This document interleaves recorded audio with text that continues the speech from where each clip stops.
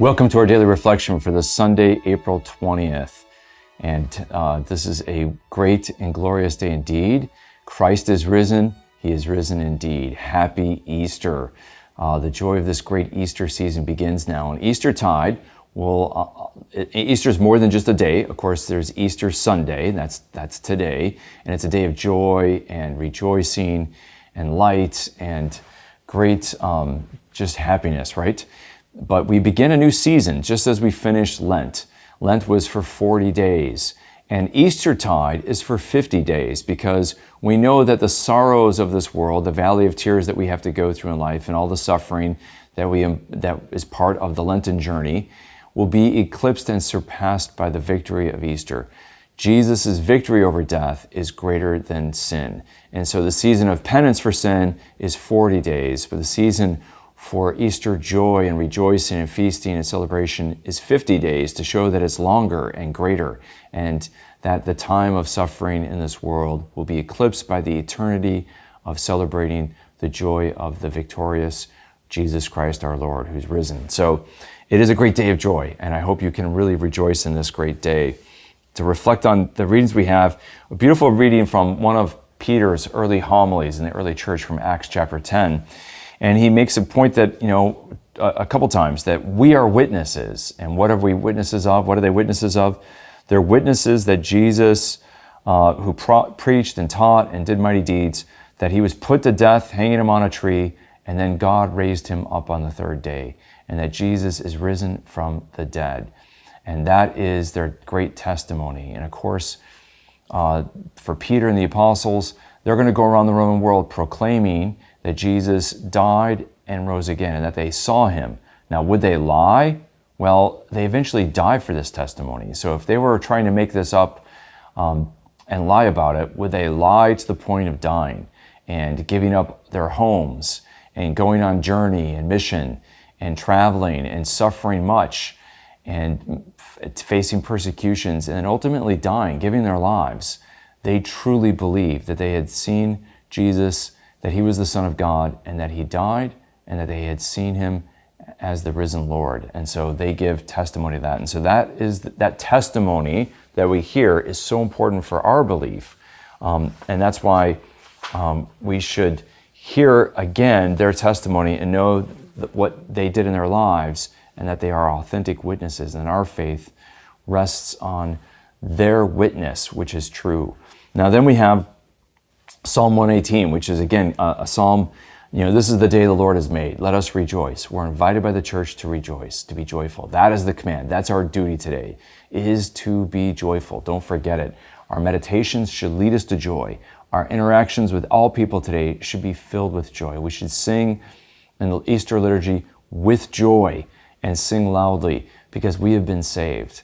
And the more we enter into the Lenten season and the fasting and the penance, the more we should be able to enter into the joy of our Lord, the joy of Easter, the joy of the resurrection. And so that's so important and such a beautiful thing, because the stone which the builders rejected has become the head of the cornerstone. Jesus has been vindicated, and we give glory. And the church likewise will follow the Lord. She will suffer persecution and all kinds of false accusations and other things, but she too will be vindicated. She will be like her Lord, rejected, but then vindicated by the Father at the end. And then we have the reading from Colossians, and it's a beautiful thing. If then you were raised with Christ, seek that which is above. Here's our other summons. We're summoned to rejoice, but we're also summoned on this Easter Sunday and during this Eastertide season to seek the things above, to think about what's in heaven and what is eternal and what's lasting. And so often our energies are focused on, building up an education and a career and a house and a retirement and getting our kids off and all these things that are valuable and important. And yet we can't lose sight of, in our earthly pursuits, of seeking that which is lasting, and that is Christ. And so we want to seek spiritual things. And so that's the invitation, that we too can appear with Christ in glory. And then we get to the gospel reading, and it begins with before dawn, and Mary Magdalene comes to the tomb early in the morning, and it's dark. And that reminds us of the darkness at the beginning of creation, at the beginning of the Gospel of John. And then she comes to the tomb and finds it empty. She runs to the apostles, worried that the tomb has been raided or plundered or something, so they've stolen the body of Jesus. And then Peter and John run, and Peter sees and is amazed, but John sees and believes. And so this is a powerful point where John has faith. He sees the empty tomb and he gets it. He knows what's happening. And of course, and when you listen to the different resurrections appearances, it was a chaotic morning. That Mary gets there very early, and then there's several waves of people who come to the tomb, and Mary was going to come back to the tomb, right? And sometimes that gets, compressed.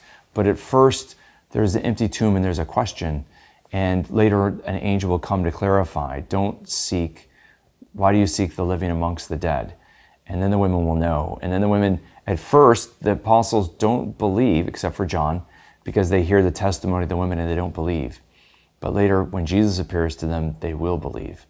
And so this is crucial for our faith, to believe in the testimony of the apostles, the witness of the women, and also all the signs that will follow afterwards will testify that Jesus, who is at the right hand of the Father, that he is alive and risen.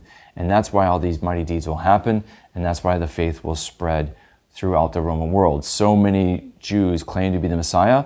They were oftentimes, many of them were killed by the Romans, and you don't even know their names. But there's one name that you do know, and that is Jesus of Nazareth, because he was killed by the Romans, but he rose on the third day. And that's why he's known by you and by many all over the world for the last 2,000 years.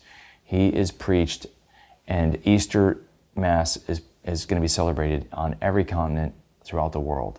That should make us realize that this is a true story that our faith is based on, and let's rejoice. Today, celebrate and be glad. Rejoice, for this is the day the Lord has made.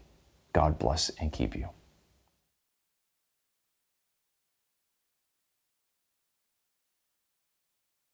This daily reflection is brought to you thanks to the generous support of the Mission Circle. Join the Mission Circle to help Catholics worldwide understand, live, and share their faith. Sign up at missioncircle.org today.